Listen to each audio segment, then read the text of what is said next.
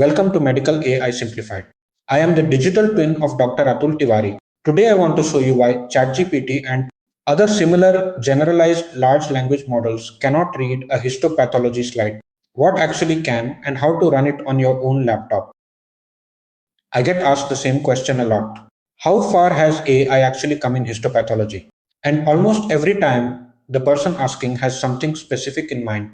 They open ChatGPT or Claude or Gemini. They photograph a field on the microscope and they ask it for a diagnosis. There are really two questions tangled together in that. I will take both. And it answers fluently, in confident, well organized prose. That fluency is the problem. A general model will describe almost any tissue plausibly because producing plausible text is what it was built to do. It is not telling you what it sees.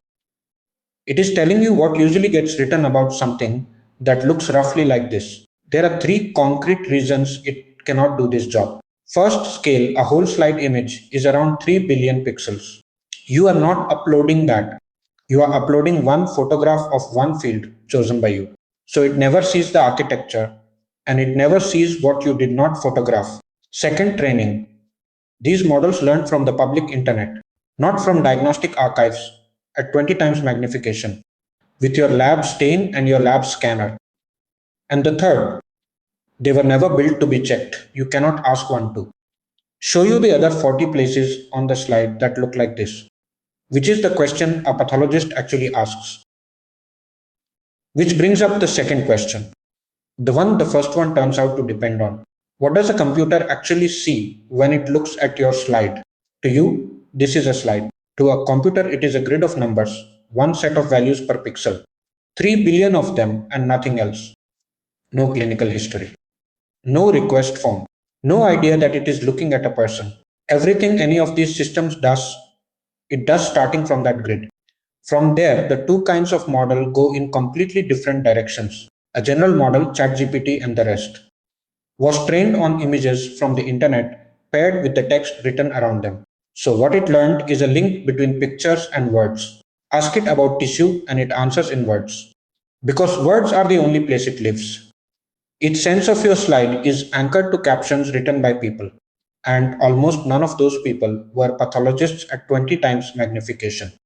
A pathology foundation model was never shown a caption, never shown a diagnosis, never told what cancer is. It was shown millions of squares of real tissue and given one instruction. Put squares that look alike close together and squares that look different far apart. Its answer is not a sentence. It is a position, and because the answer is a position, you can look at it. This is every square of one slide, arranged by how the model sees them. Close together means looks alike. That is the only rule. Nobody labeled any of this. No annotation, no training, nothing typed in. And yet the groups it forms land on real compartments. Epithelium here, stroma there, the muscle wall over here. That is not a diagnosis, and it is important to be precise about this. The model has no idea what any of those groups are. It only knows they are different from each other, but it means you can finally point at tissue and ask a question about it. There is a whole class of these pathology foundation models trained on hundreds of thousands of real diagnostic slides. You and I from Harvard, Varcha from Page, Sionchit which pairs images with language, Prof. Gigapath from Microsoft Research, H. Optimus, Hibu. They are genuinely good. They are also large, hundreds of millions of parameters. The biggest passed a billion, and several are licensed for non-commercial use only. Then Microsoft released Gigapath Flash, 22 million parameters distilled from that billion parameter teacher. Apache 2.0, 83 megabytes. Small enough to run on the laptop you are watching this on. I think most pathologists should try these. The problem is that trying them means Python environments, gated model weights, and a tiling pipeline, and that is where almost everyone stops. So I built the part that was missing. This is HistoSeek, made by a pathologist for pathologists, supported by Vedant Research Labs. Open source and free. Clone it, run one command, and the model is on your machine. Setting this up on your own is genuinely fine. That is what the README is for. Setting it up alongside someone who has already done it is faster, and I run sessions for exactly that. Details are below this video, and you are not locked to one model. Two are wired up today, Gigapath Flash and UNI2H, Harvard's 681 million parameter model. Six more are listed with their real size and license. So you can see the landscape from inside the tool. You pick when you open a slide, and the license sits next to the name because it is part of the choice. Gigapath Flash is Apache 2.0. Use it for anything, including commercially. UNI2H is Creative Commons non-commercial, no derivatives. Both are excellent. Only one of them can go into a product. Nobody should have to discover that 3 months into a project. Reading a slide runs every tissue square through your chosen model once. 3,700 squares here. About 20 seconds on a laptop and it is cached for good. You never pay that cost again. Group them and you get an inventory nobody labeled. 61 square millimeters of tissue. Sorted by appearance, each group measured in real units. Now draw around something. The map repaints to show how strongly every other square resembles what you selected, and the panel fills with the closest matches. You are not searching text about the image. You are searching the image. One slide is rarely the question. Group several cases of the same entity into a cohort, and the same gesture ranks all of them.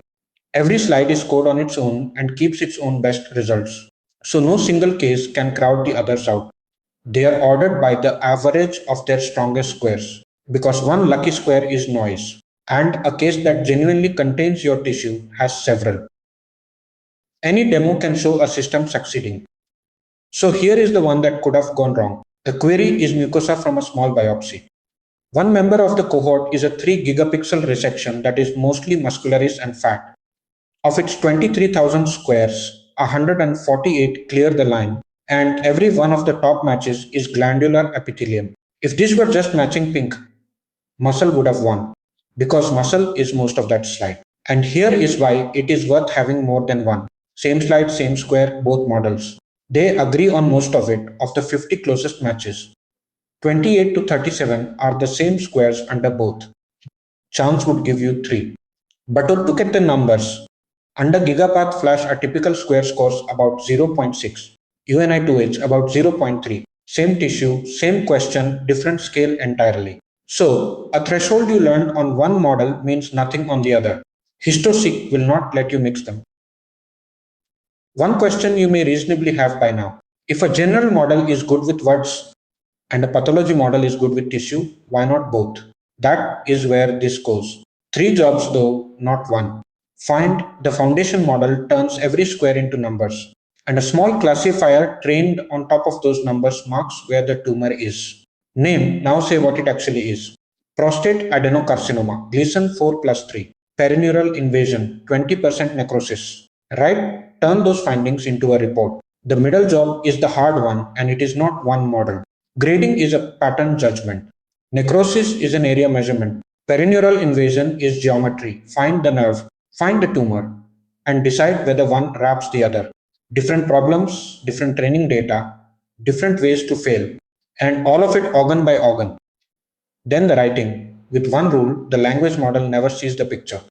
It gets the findings, the fields, the numbers, the confidences, and turns those into a synoptic report. Show it the image instead, and it will describe the image. And you are back at the start of this video, which leaves the part that does not automate. You check the findings, not the sentences, because once a wrong Gleason score is sitting inside a fluent paragraph, it stops looking wrong. HistoSeek does the first job. The rest is the field's homework. And here is what none of it can tell you. Asked of an unrelated breast cohort, that colorectal query returns duct epithelium at 0.57, above a naive threshold of a half, and obviously weak against the 0.95 it scores against itself. That is why nothing here is judged by a fixed cutoff. Looking alike is not being the same entity. It is a research instrument, not a diagnostic one. It runs entirely on your machine, so nothing leaves it. The code is free for you to use however you like. Each model keeps its own license, and the tool shows you which. One question before you go, and I would genuinely like the answer. If you could search your own archive by appearance instead of by text, what is the first thing you would go looking for? The case you have described in a report A, dozen times and never been able to find again. Tell me in the comments.